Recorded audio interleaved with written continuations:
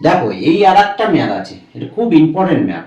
সরল গতি সম্পন্ন কণার হচ্ছে সব থেকে ইম্পর্টেন্টের মধ্যে যেগুলো আছে, আমরা আগে একটা করিয়েছি, এই একটা দেখাচ্ছি।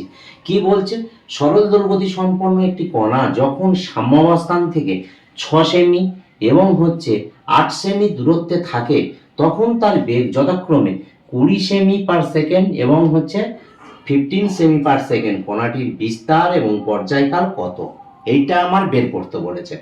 আমরা প্রথমে বেগ সমান কণার সরল দোলগতির বেগ সমান আমরা কি জানি, বেগ সমান জানি ভি সমান omega root over square minus x square. এই হচ্ছে আমার মেন সূত্র। ভি হচ্ছে কি বেগ, ওমেগা হচ্ছে কি তার হচ্ছে কম্পাঙ্ক, মানে কম্পাঙ্ক বলবো না, হচ্ছে কৌণিক বেগে দিয়ে, তারপরে এ হচ্ছে তার বিস্তার, এক্স হচ্ছে কি তার হচ্ছে সাম্যাবস্থান থেকে তার দূরত্ব। এই জিনিসগুলো দেয়া আছে। এবারে আমরা কি দুটো কন্ডিশন বলেছে, প্রথম ক্ষেত্র এবং দ্বিতীয় ক্ষেত্র। আমরা এই একই সূত্রকে প্রথম ক্ষেত্র বলে বের করব এবং দ্বিতীয় ক্ষেত্র বলে বের করব। কি করব দেখো, প্রথম ক্ষেত্রে বলতে হবে কি, প্রথম ক্ষেত্রে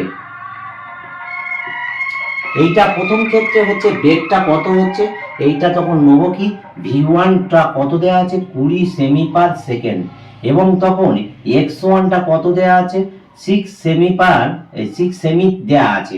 দেখো এখানে বলেছে সাম্যাবস্থান থেকে 6 সেমি দূরে যখন হবে তখন তার বেগটা কত 20 সেমি/সেকেন্ড, সেই জন্য এটা লিখলাম।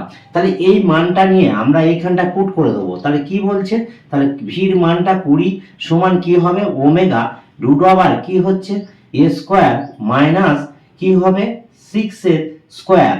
তার মানে কি, এটা 1 নম্বর একটা সমীকরণ এলো। এইবারে দ্বিতীয় ক্ষেত্রে আমরা কি করব, দ্বিতীয় ক্ষেত্রের ক্ষেত্রে এই একই জিনিসের কি করতে হবে, বলছে তখন বেগটা কত, বলছে তখন বেগটা বলছে 15। তাহলে আমি এখানে লিখে রাখবো v2 সমান হচ্ছে 15 সেমি/সেকেন্ড। তখন কি হচ্ছে সাম্যাবস্থান থেকে কত দূরত্বে আছে, 8 সেমি দূরত্বে আছে, এইটা আমার মাথায় রাখতে হবে। তাহলে x2টা কত হচ্ছে, বলছে 8 সেমি।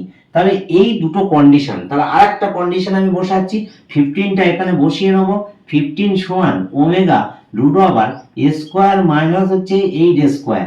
এইটা হচ্ছে দুটো, এই যে দুটো জিনিস আছে, এখান থেকে আমার কি বের করতে হবে, এখান থেকে বের করতে হবে হচ্ছে কিসের মান বের করতে হবে, বিস্তার বের করতে হবে। অর্থাৎ বিস্তার মানে এর মানটা বের করব, এবং বলেছে পর্যায়কাল তার মানে হচ্ছে টির মানটা বের করতে হবে। এই দুটো মানকে আমার বের করে এইখান থেকে আমরা নিতে পারবো। এবারে আমরা দেখাবো কি করে এটা হয়। দেখো এইখানটা কি করব, দুটো ডিভাইডেড করে দেবো আমরা। দেখো এটা দুটো ডিভাইডেড করব, তাহলে কি লিখবো, 1/2 করিয়া পাই, মানে ভাগ করিয়া পাই, এটা লিখে এইটা বাই এটা লিখবো। তাহলে 20/50 বাই এটা বাই এটা, তার মানে omega root over a square minus 6 square by omega root over a square minus 8 square. এখানে দেখো কি হচ্ছে 5 দিয়ে এটা করছি, এটা 3 হয়ে যাচ্ছে, ওমেগা এই হয়ে গেল। তাহলে আমাদের এখানে কত এলো, তাহলে 4/3 রুট ওভার টোটালটা a square minus 36 by a square by 64। এবার দুদিকে স্কোয়ার করে দিলাম, 4/3 square square minus 36 by square minus 64, both সাইডে কি করলাম স্কোয়ার করে দিলাম। তাহলে স্কোয়ার করলে কি চলে আসবে, এটা চলে আসবে 16/9 square minus 36 by square minus 64, এই এটা চলে আসবে। এবারে এটাকে কি করতে হবে, আমরা কি করব, এটাকে হচ্ছে আমরা এরপরেই আমি মুছে দেব, দিয়ে এটাকে আবার কিন্তু করতে থাকবো। কিভাবে হচ্ছে শুধু সেইগুলো ব্যাপারগুলো আমরা এইরকম ভাবে দেখাতে থাকছি, এইটা দেখতে হবে। এইবারে কি হচ্ছে মাল্টিপ্লাই করে নেব। তাহলে মাল্টিপ্লাই করলে কি হবে,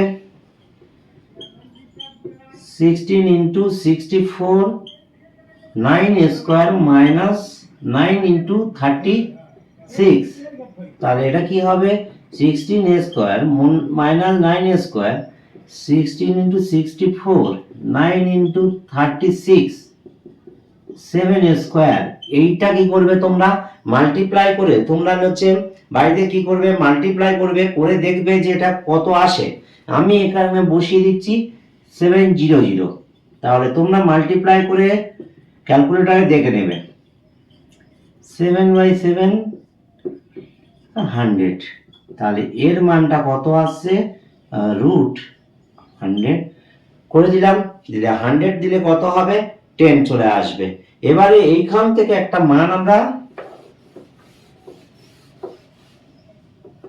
পেয়ে যাচ্ছি, এর ভ্যালুটা কত হবে বলা হচ্ছে কি 10 হচ্ছে।